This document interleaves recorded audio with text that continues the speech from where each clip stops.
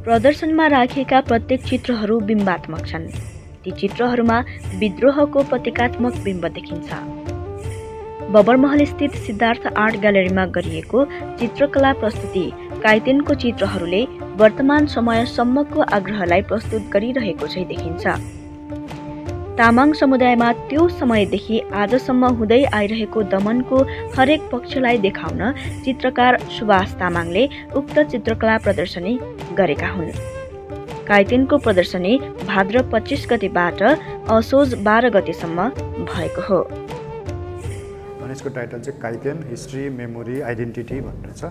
अनि यो एक्जिबिसन चाहिँ तपाईँको तामाङ समुदायको इतिहास र तामाङ समुदायको स्मृतिमा रहेको कुराहरू र तामाङ पहिचानको विषयमा चाहिँ बेस भएर चाहिँ आधारित भएर चाहिँ यो एक्जिबिसन चाहिँ तयार गरिएको हो। टोटेलाको फुल चाहिँ हाम्रो तामाङहरूलाई चाहिँ कोमेन्डो अथवा कोकोमेन्डो भनेर नि भन्छ। अनि अर्को चाहिँ तपाईँको यो फ्लावर चाहिँ हाम्रो तामाङ समुदाय सँगसँगै तपाईँको हिमालयन रिजनको डिफ्रेन्ट इन्डिजिनियस ग्रुपहरूले पनि यसलाई चाहिँ एउटा चोखो फुलको रूपमा सेक्रेड फ्लावरको रूपमा चाहिँ यसलाई चाहिँ लिनुहुन्छ उहाँहरूले पनि होइन।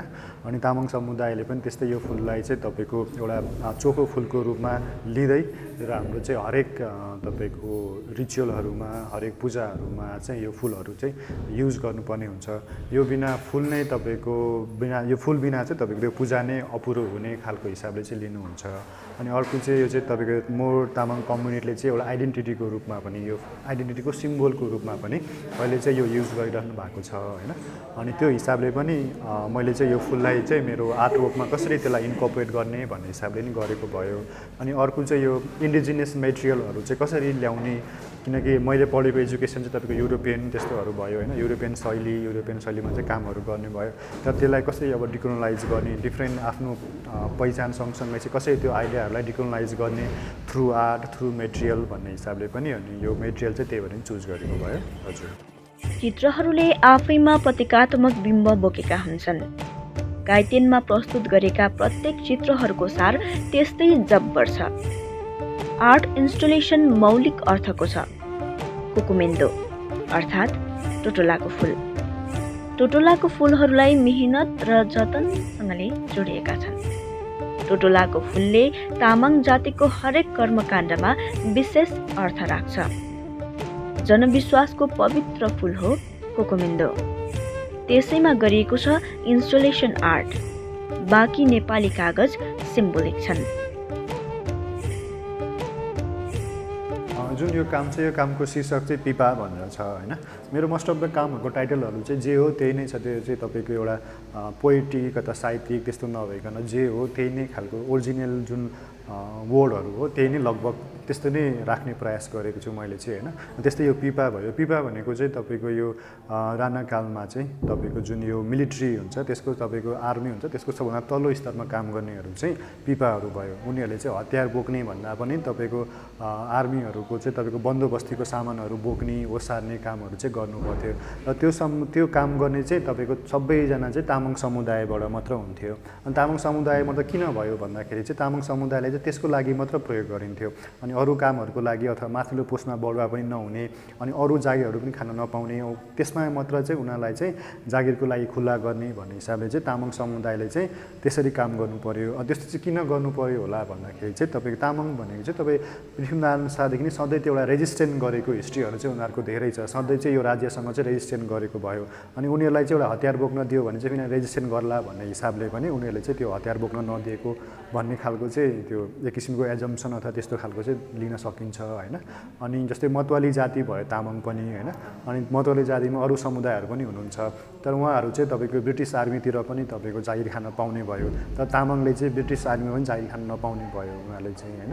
अनि धेरै तामाङहरूले चाहिँ तपाईँको जात परिवर्तन गरेर पनि तपाईँको त्यो ब्रिटिस आर्मीहरू खाएको उदाहरणहरू चाहिँ भेट्न सकिन्छ। हजुर, गैर समुदायहरू पनि जो यहाँ एक्जिबिसनमा आउनु भएको छ होइन उहाँहरू चाहिँ अब मोर यस्तो कुराहरू उठ्न पनि आवश्यक छ भन्ने हिसाबले चाहिँ लिइरहनु भएको छ यो चाहिँ होइन। कसैको एउटा आफ्नो कुराहरू चाहिँ होइन तपाईँको भन्न भन्न खोजिरहेको छ भन्ने हिसाबले चाहिँ आइरहनु भएको छ। तर अब कतिले चाहिँ अब यस्तो दुःखको कुराहरू पहिला जे घट्यो घटिहाल्यो होइन, यस्तो कुरा कहिलेसम्म गर्ने, किन गर्ने होइन, जति गऱ्यो त्यति दुःख हुन्छ भन्ने हिसाबले पनि कतिजनाले चाहिँ कमेन्ट गरिरहनु भएको हुन्छ। कतिजनाले चाहिँ अब एकदम पोजिटिभ रूपमा पनि यसलाई चाहिँ एक्नोलेजहरू गर्ने हिसाबले पनि लिइरहनु भएको छ।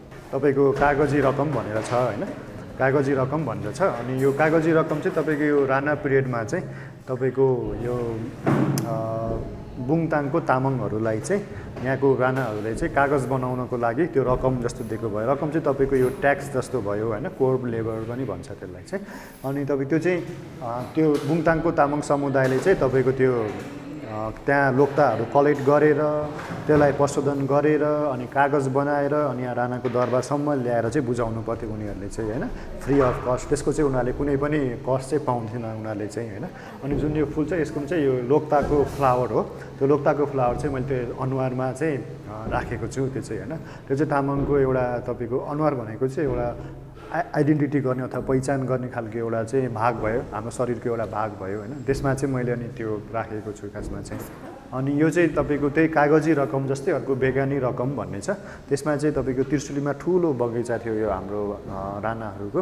अनि त्यसमा चाहिँ तपाईँको यही नुवाकोटकै तामाङ समुदायले चाहिँ त्यहाँ आएर त्यो काम गरेर बगैँचामा चाहिँ काम गरेर त्यसलाई स्याहारेर सुसारेर जब आँप फल्छ, फलिसकेको आँप चाहिँ यहाँको दरबारमा ल्याएर बुझाउनु पर्थ्यो उनीहरूले चाहिँ।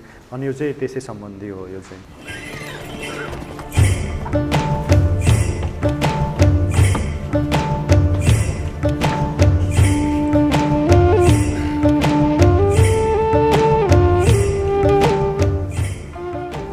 काम चाहिँ तपाईँको यो चाहिँ मेटेरियल चाहिँ तपाईँको स्लेट हो, यो चाहिँ स्टोन भयो होइन। यसमा चाहिँ अनि हातले कार्भिङ गरेर बनाएको भयो यो चाहिँ होइन। अनि यसमा चाहिँ के खोपेको छ भने यो चाहिँ लोकसेवामा नयाँ पाठ्यक्रममा आधारित सामाजिक अध्ययन जुन चाहिँ पैरवी प्रकाशनले चाहिँ प्रकाशमा ल्याएको किताब भयो। अनि यो किताबमा चाहिँ विभिन्न यो जातिहरूलाई बुझाउने परिचयात्मक रूपमा चाहिँ त्यो पाठहरू बनाएको छ। अनि त्यसमा चाहिँ तपाईँको तामाङ जातिलाई पनि चाहिँ त्यहाँ लेखिएको छ। अनि तामाङ जातिको बारेमा चाहिँ तपाईँ कसरी लेखेको छ भने यिनीहरू खास गरी छोरी बुहारी स्वास्नी बेची पैसा कमाउने प्रवृत्तिका हुन्छन् भन्ने गरिन्छ भन्ने हिसाबले चाहिँ लेखेको छ। अनि उनीहरू आफू स्वयं पनि बन्दगी बस्न तयार हुन्छन् मिठो खानको लागि भनेर चाहिँ लेखिएको छ यो चाहिँ होइन।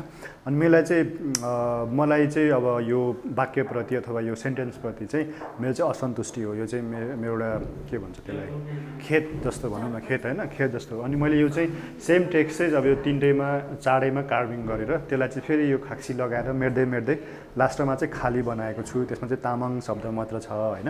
अनि त्यो चाहिँ हाम्रो तामाङ समुदायले आफ्नो पहिचानको बारेमा आफ्नो इतिहासको बारेमा चाहिँ आफै लेख्नुपर्छ भन्ने हिसाबमा चाहिँ यो बनाएको भयो। यसको शीर्षक चाहिँ त्यो हामी आफै आफ्नो पहिचान लेख्नेछौँ भन्नेमा चाहिँ अनि यो बेस्ड भएर भएको काम भयो। हजुर यो काम चाहिँ तपाईँको यसको शीर्षक चाहिँ असिने लामा भनेर छ। असिने लामा चाहिँ जुन देखिरहनु भएको छ बिचमा जुन फिगर हुनुहुन्छ उहाँको नाम चाहिँ असिने लामा हो खासमा चाहिँ होइन। उहाँ चाहिँ तपाईँको मेरो फ्यामिलीको हजुरबुवाको कान्छा भाइ पर्नुहुन्छ। उहाँ चाहिँ भोजपुरमा बस्नुहुन्थ्यो तर भर्खरै बित्नुभयो। उहाँ चाहिँ 1 महिना जस्तो भयो उहाँ बित्नु भएको चाहिँ। अनि उहाँ चाहिँ तपाईँको यो असिना तर्काउने काम गर्नुहुन्थ्यो कि त्यो भन्दा चाहिँ उहाँ एकदम परिचित हुनुहुन्छ कि सबैले असिने लामा भन्छ कि उहाँलाई चाहिँ। अनि उहाँले चाहिँ त्यो असिना चाहिँ तपाईँको बारीहरू त्यस्तोबाट चाहिँ त्यो बच्चोस भन्ने हिसाबले चाहिँ अन्त्य तर्काउने काम गर्नुहुन्थ्यो कि त्यो चाहिँ खासमा चाहिँ। अनि यो जुन ब्याकग्राउन्डमा देखेको डिफ्रेन्ट यो देवताहरूको जुन चित्रहरू छ त्यो चाहिँ खासमा उहाँले आफै नै बनाउनु भएको हो। उहाँले चाहिँ गुम्बाहरूमा म्युरलहरू बनाउने मूर्तिहरू बनाउने गर्नुहुन्थ्यो। अनि त्यसैलाई चाहिँ मैले एकै ठाउँमा एसेम्बल गरेर चाहिँ अनि उहाँलाई एउटा ट्रिब्युट जस्तो हिसाबले चाहिँ यो काम गरेको भयो। यसरी काइटेनले गजबको डिस्कोर्स आधार तयार गर्दै एक्जिबिसन सफल रूपमा समापन गरेको छ।